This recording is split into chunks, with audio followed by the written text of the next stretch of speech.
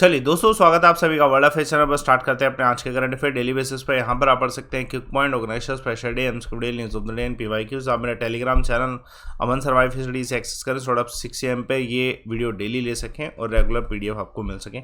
आज के दिन की शुरुआत कौन सी स्टेट गवर्नमेंट ने ये कहा है कि ये ओपन करने वाले हैं training institute for drone pilots, तो हरियाणा सरकार के द्वारा किया जाएगा।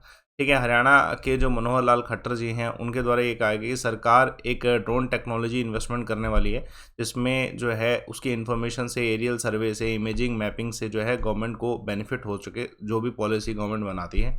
ये एक तरीके से कॉस्ट इफेक्टिव जो है सॉल्यूशन रहेगा गवर्नमेंट के लिए, स्टेट गवर्नमेंट के लिए, जिसमें जो है इन्फॉर्मेशन डाटा कलेक्ट किया जाएगा और उसके बाद उसे जो है यूटिलाइज़ किया जाएगा सो डैट कि अच्छी पॉलिसीज़ बनाई जा सकें। इसका पूरा नाम क्या होगा इंस्टीट्यूट का? तो drone imaging and information system of Haryana, जिसका कंप्लीट जो अगर देखा जाए तो दृश्य नाम जो है रखा गया है। ये गवर्नमेंट ओन होगी कंपनी। चलिए let's see the next question. India और कौन सी कंट्री के बीच में मैरीटाइम कॉर्पोरेशन पे डिस्कशन हुआ है? तो आंसर है इंडोनेशिया। अभी ये 7th round of India Indonesia foreign office consultation meet हुआ है। कहाँ पे? जकार्ता में, जिसमें इंडिया की तरफ से जो है सौरभ कुमार थे, secretary ministry of external affairs, और इंडोनेशिया की तरफ से अब्दुल कादिर जिलानी, जो कि ministry of foreign affair Indonesia से है। उसके अलावा जो है जो दो देश हैं उनके बीच में अंडमान निकोबार और एच प्रोविंस के ऊपर जो इम्प्रूव कनेक्टिविटी है इस पे जो है फोकस किया गया। बाकी discussion ASEAN framework, Indo Pacific ocean initiative, ASEAN outlook on Indo Pacific, इन सब चीज़ों पे भी डिस्कशन किया गया। देखिए टेस्ला के जो चीफ हैं एलन मस्क, इनके द्वारा ऑफर किया गया है ट्विटर को बाय करने का। कितने अमाउंट में? तो $41 बिलियन में।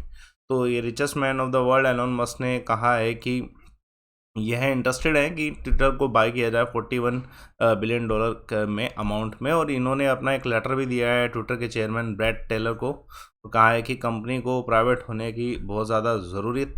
ठीक है, और इनका वैसे भी इस समय जो है एक सबसे बिगेस्ट शेयर होल्डर है, 9% स्टेक है इनका कंपनी में। और इन्होंने ये भी कहा है कि अगर आप इस ऑफ़र को एक्सेप्ट नहीं करते तो ये अपने शेयर होल्डिंग को भी जो है चेंज करेंगे। ठीक है, अभी ट्विटर में 80 मिलियन फॉलोवर्स हैं, जो कि बहुत सारी कंट्रोवर्सीज भी ट्विटर के ट्वीट्स की वजह से, इवन एलन मस्क को जो है कुछ फ्यू लॉ सूट जो है ये भी फेस करने पड़े हैं ट्विटर के ही ट्वीट से ही। चलिए देखिए, सीनियर US लॉ मेकर जो हैं कौन से देश में विजिट पे गए हैं? तो आंसर है इस क्वेश्चन का ताइवान। देखिए ये जो है आप सभी जानते हैं ताइवान का डिस्प्यूट चल रहा है। ताइवान एक सेल्फ रूल्ड आइलैंड है, जो कि चाइना क्लेम करता है कि ताइवान चाइना का है। इसलिए चाइना की जैसे पीपल लिबरेशन आर्मी है अपने फाइटर जेट्स भी लेके जाती रहती है, तो डैट की थोड़ा सा डर बना रहा है, जैसे यूक्रेन का इशू रहा है। ठीक है, तो अभी जो है USA के जो लॉ मेकर्स हैं उनकी एक डेलीगेशन, जिसको लेड किसने किया है? रिपब्लिकन लिंडसे ग्रैहम जो है साउथ कैरोलिना से, ये ताइवान में आया है, जिसमें बहुत सारे लॉयर्स हैं। ठीक है, आप नाम सारे पढ़ लीजिए, याद नहीं करने आपको सारे। ठीक है, और ये सीधा इस चीज़ पे डिस्कस करने वाले हैं कि कैसे USA हेल्प कर सके ताइवान को, है ना। Let's see the next question. कौन सी कंट्री है जिसने होस्ट करने वाला है street child cricket world cup 2023? तो इंडिया इसे होस्ट करने वाला है। तो देखिए पहले तो 2019 में ये जो जो कप है ये लंदन ने होस्ट किया था, जिसमें 8 टीम ने पार्टिसिपेट करा था और जीतने वाली टीम का नाम था टीम इंडिया साउथ, जिसने जो होस्टिंग कंट्री इंग्लैंड है उसे हराया था। अब जो है 2023 में इसे इंडिया होस्ट करने वाला है, और ये कौन ऑर्गेनाइज करता है? Street child United and save the children India. इस बार जो टीम आएंगी 22 टीम आएंगी, ठीक है, फ्रॉम 16 कंट्रीज़, और जो है इंडिया और डेफिनेटली वेलकम करेगा इन्हें, है ना। आप सभी जानते हैं स्ट्रीट जो चिल्ड्रंस होते हैं उनको बहुत सारे प्रॉब्लम्स का सामना करता है। एजुकेशन जो है वन ऑफ द क्राइसिस है, जिसके लिए जो है ये टूर्नामेंट किया जाता है। ये एक मिक्स जेंडर क्रिकेट टूर्नामेंट है, ठीक है, इम्पोर्टेंट जिसमें यंग पीपल जितने भी उन सभी को कनेक्ट किया जाता है। जैसे अभी इस बार जो कंट्री आनी है उन सबके नाम लिखे हुए हैं, Bangladesh, Bolivia, Brazil, Mexico, Nepal, जितने भी देश हैं आप नाम ज़रूर देखिए। चलिए रिसेंटली कौन सी कंट्री की वॉरशिप जो मॉस्को है ये सिंक कर गई ब्लैक सी में, तो इम्पोर्टेंट है, डूब गए, तो रशिया। तो ये 2 क्लेम आ रहे हैं इस पर। पहला तो इसके बारे में जान लेते हैं, रशिया के जो ब्लैक सी का जो फ्लैगशिप है, ठीक है, मॉस्को, ये जो है कहाँ पे, ठीक है, सिंक हुआ है। तो ये इंपॉर्टेंट है, क्वेश्चन आ सकता है। दूसरा जो है यूक्रेन ने क्लेम किया है कि इन्होंने एक मिसाइल स्ट्राइक किया था ठीक है, नेपच्यून क्रूज मिसाइल स्ट्राइक किया था जिसकी वजह से ऐसा हुआ है। और रशिया जो है सिंपल इसका रीज़न बता रहा है कि ऐसा कोई स्ट्राइक का कोई रीज़न नहीं है।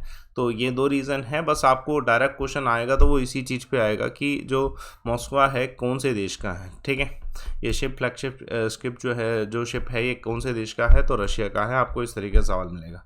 हाल फिलहाल में किसने यूनाइटेड नेशन जनरल सेक्रेटरी ग्यूटर्स जो है इनसे डिस्कस किया है यूक्रेन क्राइसिस के ऊपर, तो एस जयशंकर जी हैं। देखिए आप सभी जानते हैं एस जयशंकर जी जो हैं 2+2 मिनिस्ट्रियल मीटिंग के लिए जो है गए हुए थे वाशिंगटन में। उसके बाद इन्होंने जो है डिस्कशन जो है न्यूयॉर्क में इनके साथ किया है।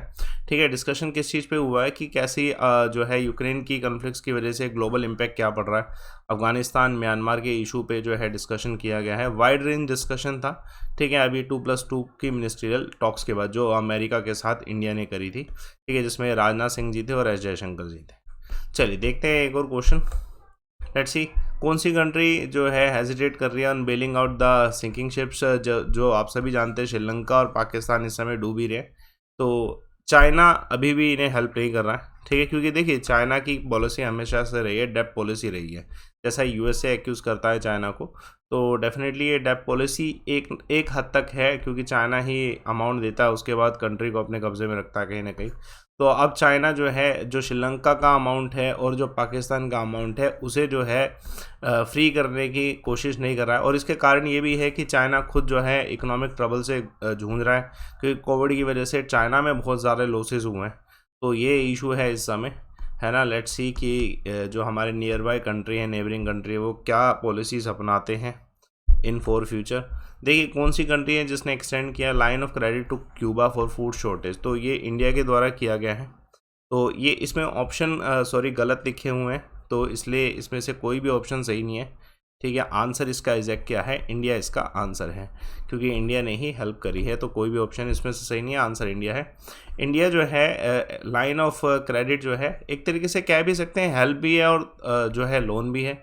यूरो 100 मिलियन यूरो का जो है LOC जो है कैरेबियन कंट्री क्यूबा को प्रोवाइड कर रहा है। कारण क्या बताएं, फूड ग्रेन शॉर्टेज जो है इसको जो है फुलफिल किया जा सके। ठीक है, डेवलपमेंट इसी चीज़ पे हो रही है कि इंडिया नेचुरल पार्टनर्स चाहता है, तो LAC के थ्रू जो है इंडिया नेचुरल पार्टनर्स बना रहा है।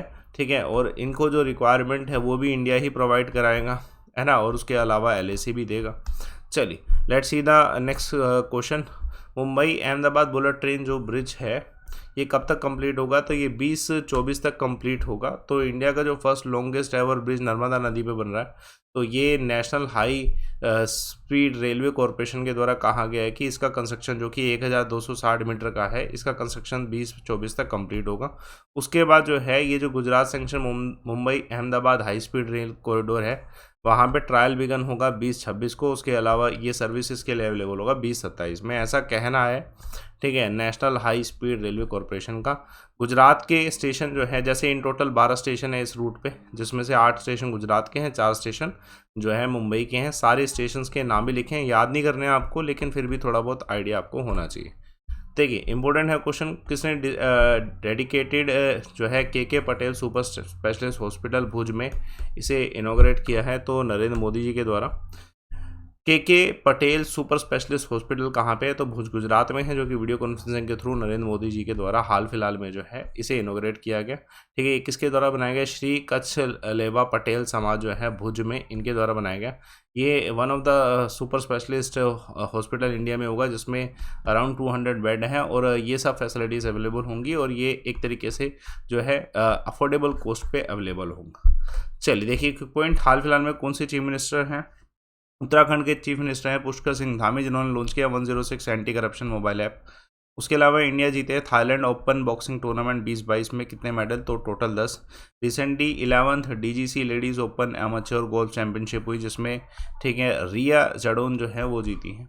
चलिए देखिए, कल मैंने एक सवाल पूछा था चेंजिंग इंडिया, तेजस के द्वारा बिल्कुल आंसर सही, मनमोहन सिंह जी के द्वारा लिखी गई।